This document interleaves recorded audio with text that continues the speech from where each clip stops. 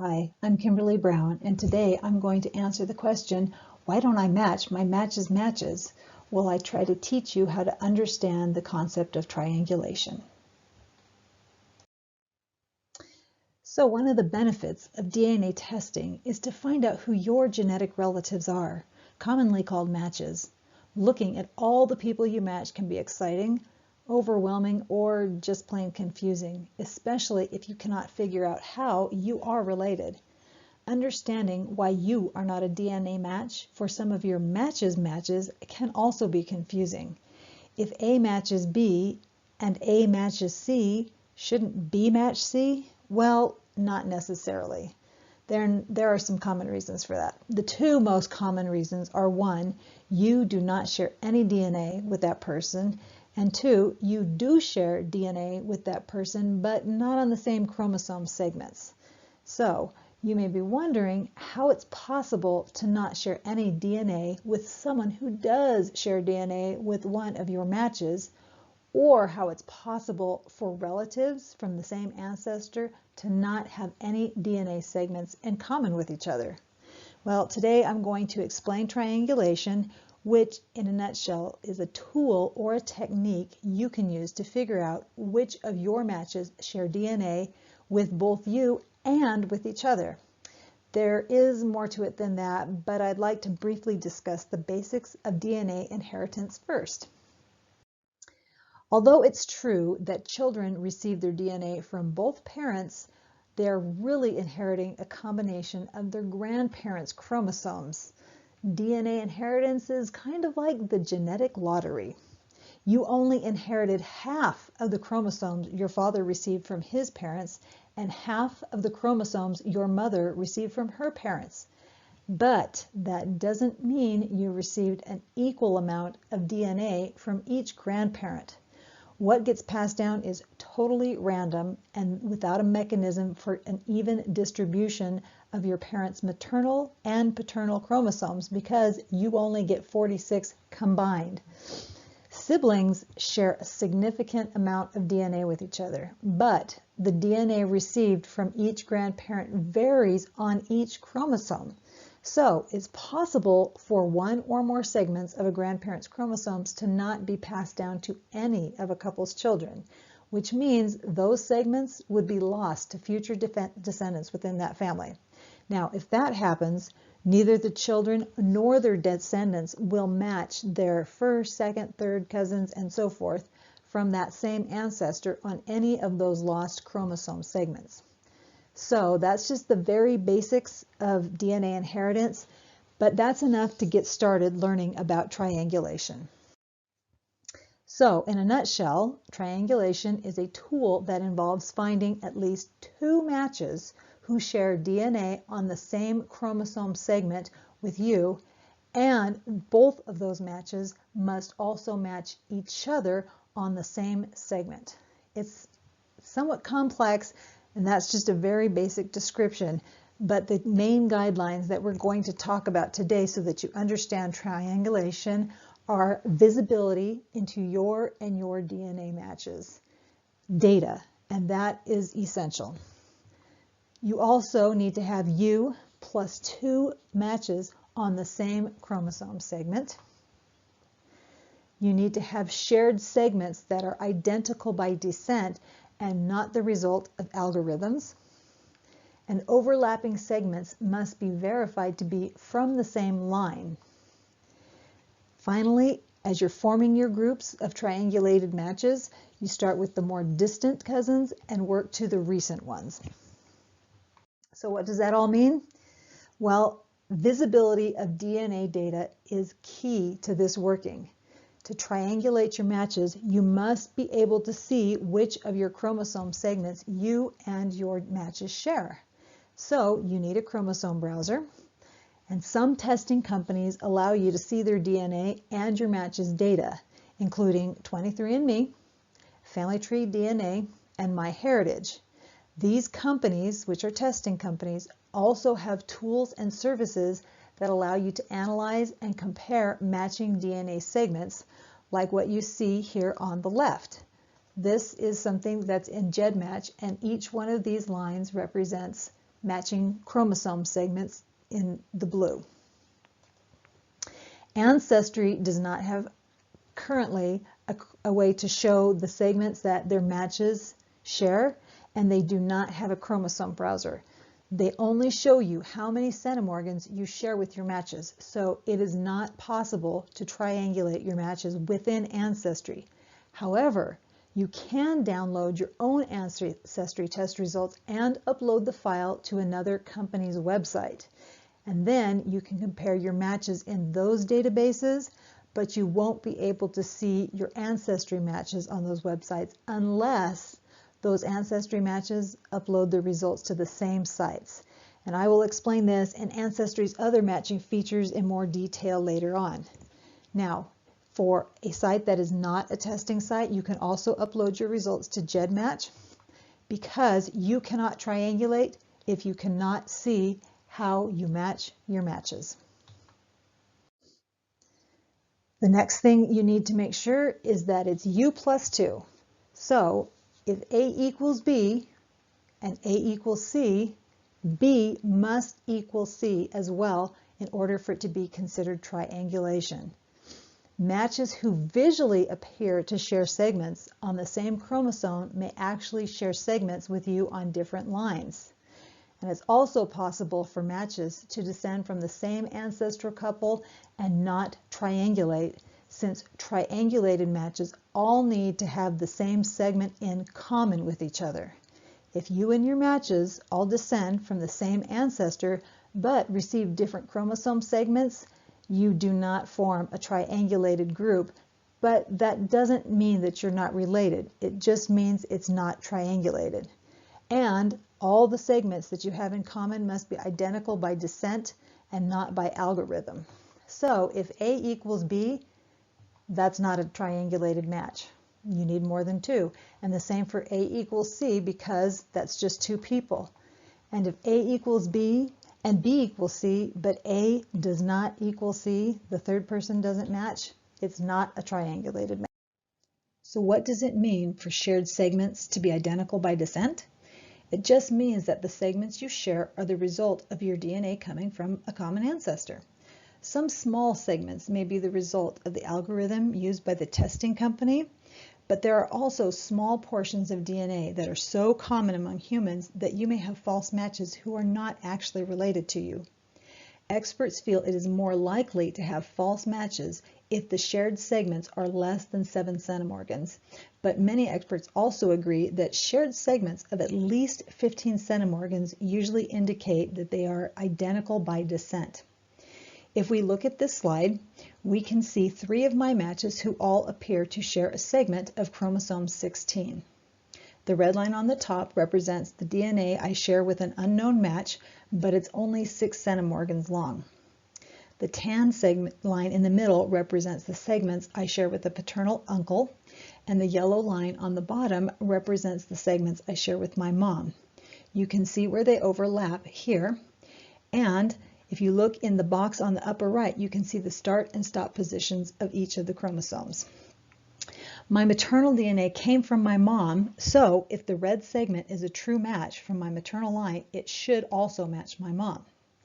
Now, I know that my mom and uncle do not share any DNA, so if the red segment is a true match from my paternal line, it should match the segment I share with my uncle. You can see, however, that the red segment does not match either my maternal or paternal DNA on that segment because it says no triangulated segments. So that match is likely a false positive that is not identical by descent. The next part of this process is to review overlapping segments. It is not necessary for the length of the shared segment to be the same for all 3 people in the triangulated group, because there may be overlapping segments if the shared segments do not start and stop at the same place, but that's okay, as long as you and your matches all share at least 1 segment on the chromosome that is no less than 7 to 15 centimorgans. Segments less than 7 centimorgans are more likely to be false matches. You also need to verify that matches who visually appear to share the same segments really do.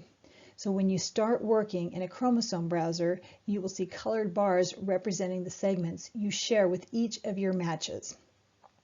And you may see that your matches have overlapping segments on the same chromosome. However, that does not guarantee that they triangulate. Since you get a copy of each chromosome from both parents, one match may share a segment on the copy of your paternal chromosome, and the other match may share a segment on the copy of your maternal chromosome. So in this slide, 2 of my cousins appear to match each other on chromosome 4. However, cousin 1 matches on the paternal line, and cousin 2 matches my maternal line. So they don't match each other at all. This demonstrates why you need to verify that both of your matches match each other on the same chromosome. Because if A, B, and C all match each other on the same segment and it's of sufficient length and it's identical by descent, they form a triangulated group. But if they don't, it will not be a triangulated segment. Now in the previous examples, I used DNA segments of close relatives just to make it easier to visualize the concepts. However, when you start triangulating your matches, don't start with immediate family members like parents or siblings. You already know that all segments of your DNA and your siblings' DNA will match your parents' DNA. So even if siblings don't match each other, all children of a couple match each other, match their parents 100%. So you're not going to learn anything new by triangulating with very close members when you first start. So all of this may seem like a lot of work to triangulate and sort out your matches, and you're right. This isn't a 2 clicks and you're done process.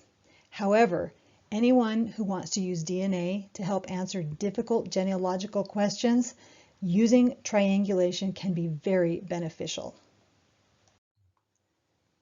The benefits of triangulation include segregating maternal and paternal lines, finding common ancestral couples that you share with your matches, and identifying specific ancestral lines. And these are some really great benefits if you are stuck on a brick wall somewhere. Triangulated groups can help you segregate ancestral lines by eliminating matches who don't share DNA with the other members. Except for cases of endogamy or pedigree collapse, the amount of DNA you share with more distant cousins will usually be small because roughly 50% of your autosomal DNA decreases with every generation. Therefore, if you want to figure out which segments of your DNA came from distant ancestors, triangulate with matches who share smaller segments of DNA with you first, but remember that the minimum should be between 7 and 15 centimorgans. The fan chart on this slide illustrates how you can segregate and narrow down ancestral lines by eliminating half of the possibilities each generation you go back. Half of the chart represents the paternal lines, and the other half represents the maternal lines. So you can quickly segregate your maternal and paternal lines by comparing your triangulated groups with known maternal or paternal relatives, but don't stop there. Try to organize your matches into ancestral clusters by forming several triangulation groups. Then you can compare those triangulated groups with known relatives from a specific line to help you further identify the ancestral couple each group has in common. Now, I want to point out that the triangulated groups can have more than 3 people. If you can verify that other matches share the same segment with other members of the group, you can add as many matches as you want. The key is making sure that they all share a segment in common that is of sufficient length and is identical by descent. Once you have a triangulated group, you can compare those matches to known relatives. Closer relatives will likely share longer segments with you than the other triangulated group members do, but they don't all have to match on the entire segment. You just need to have shared segments that are no less than 7 to 15 centimorgans. Now, known relatives include parents and first cousins, but don't start comparing triangulated groups to your full siblings. That will not help you identify your ancestral lines because all of your ancestral lines that you share with siblings are the same. However, comparing shared segments with half-siblings is an excellent way to identify ancestral lines because half-siblings only share DNA from one parent, as long as the parent they don't have in common isn't related at all. Now, it's not perfect science because it is possible for some of the small shared segments to be false matches that are not identical by descent. And on the flip side, you can't assume that if there are unshared segments that they come from the unshared parent. Some segments that half-siblings and full siblings do not share may still come from a common parent because siblings don't inherit all the same chromosomes from a parent. So if someone only has one sibling, there's a much higher chance that they will have unshared DNA segments that actually came from the same shared parent. Now, the other thing to keep in mind is that you can only compare DNA with siblings who have participated in DNA testing. So there may be unshared segments because you can't actually compare with someone who hasn't tested. Now, despite the caveats and imperfections, comparing DNA with half-relatives is a very useful technique for identifying specific ancestral lines because it decreases the options by 50%. Now, if there is no pedigree collapse or endogamy, comparing triangulated groups with a parent or first cousin can help you determine if the shared segments are from your maternal or paternal lines, and the same technique can be used with known second or third cousins. But just remember that the DNA shared by cousins decreases significantly with each generation. So even if you know all your second and third cousins, which would be pretty amazing and kudos to you, you may not be able to put them in a triangulated group because this technique relies on having known relatives who have participated in DNA testing, then having visibility of your known relatives' DNA data, and having known relatives who share the exact same segments with your unknown matches. If you have several matches to work with, you will need to see which segments you share with your matches, and you definitely need tools for comparing and analyzing the data. Most importantly, a chromosome browser. A chromosome browser shows you which chromosome segments you share with your matches, including the start and stop position of each segment. Some of the companies that have chromosome browsers include 23andMe, FamilyTree DNA, and MyHeritage. The chromosome browser on MyHeritage allows you to compare up to 7 matches at the same time, and they also have an icon to identify a triangulated match. I'm not advertising for MyHeritage, but it's the only one of these 3 companies that I've used, and I really like their features. Now, as mentioned earlier, Ancestry does not have a chromosome browser or show users which segments they share with their matches. So if you test with Ancestry, you will likely have lots of matches, but you will not be able to triangulate with them in the Ancestry site. Some people like to test with multiple companies so they can fish for cousins in all the available ponds.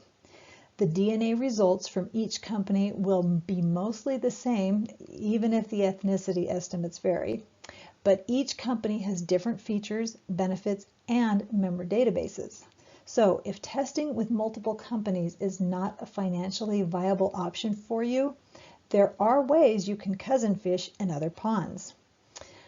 The biggest way you can do that is to download your DNA results from your testing company's website, including Ancestry, and upload the file to another testing company's website that accepts third-party uploads.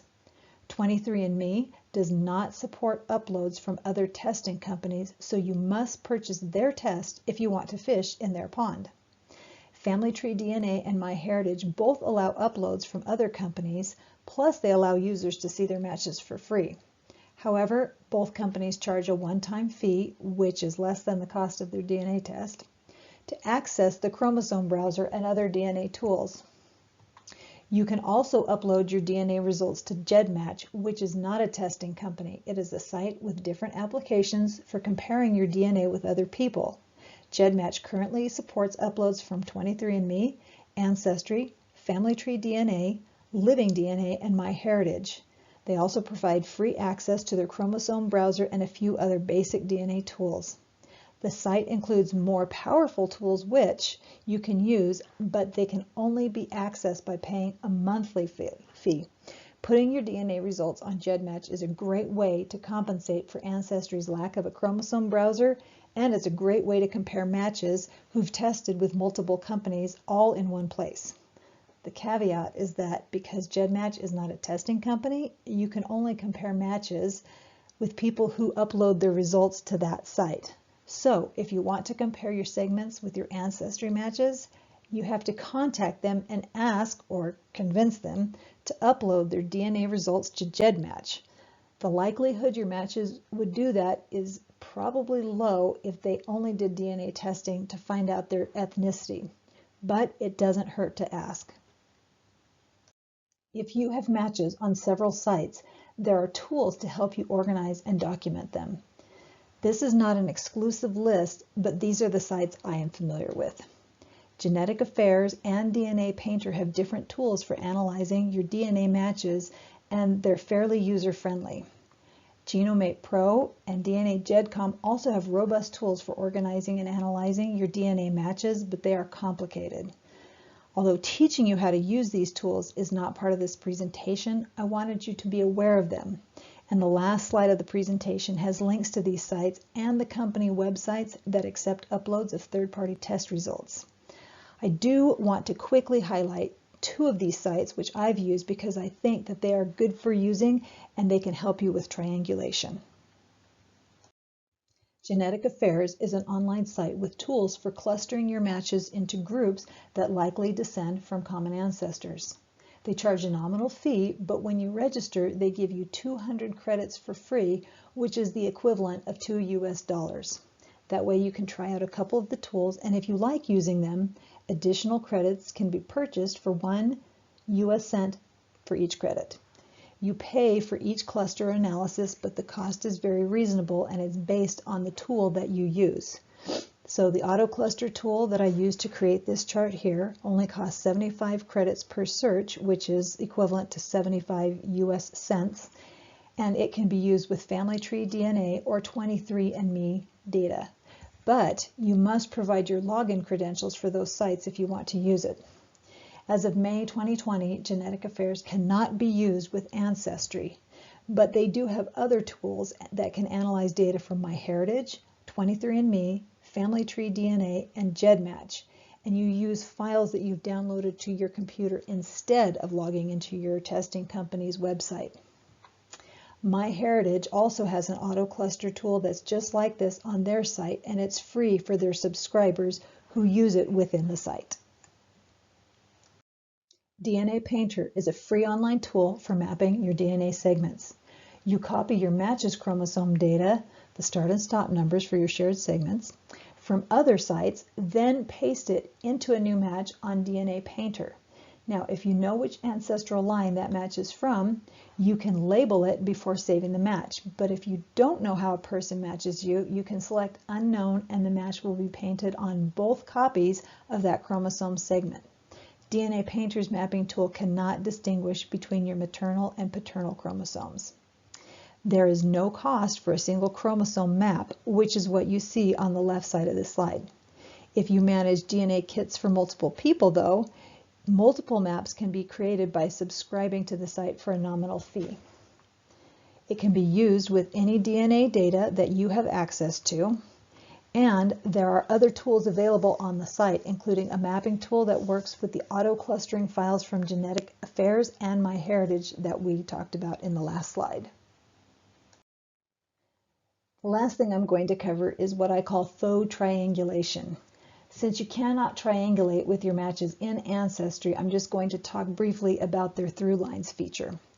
It's not as reliable as triangulating your matches, but it is a way to work with your Ancestry matches when true triangulation is not possible. Ancestry's through lines looks in searchable member trees to find matches from your ancestral lines. The problem is that it only works if you and your matches have linked your DNA results to a private, searchable, or public tree. Through lines then searches in your and your matches linked trees for common ancestors. If your match list shows someone with a common ancestor, you can click on that match's name to see how you're related, but don't bank on the results. They are only as good as the research behind the trees. The results will be skewed if information in one or both of the trees is wrong, and through lines doesn't work on trees that don't have at least one person in common. So even if a tree only has 2 people, if one of those 2 people is in both trees, it will pick that up and give you a result. Now, to outweigh the problems of not being able to triangulate an ancestry, you still need to find at least 3 shared matches. But you have to look in those trees to make sure the matches really descend from the same couple. You still won't be able to see the segments. Now to do this, you click on one of your matches and then click Shared Matches on their comparison page for that match to see if you have any shared matches. Now that doesn't show you how you're related, but it does help you kind of cluster your matches. This technique doesn't work if there are no shared matches with someone, and you usually cannot use this to narrow down your connection to a specific ancestor, but it is a workaround if you don't have any other options.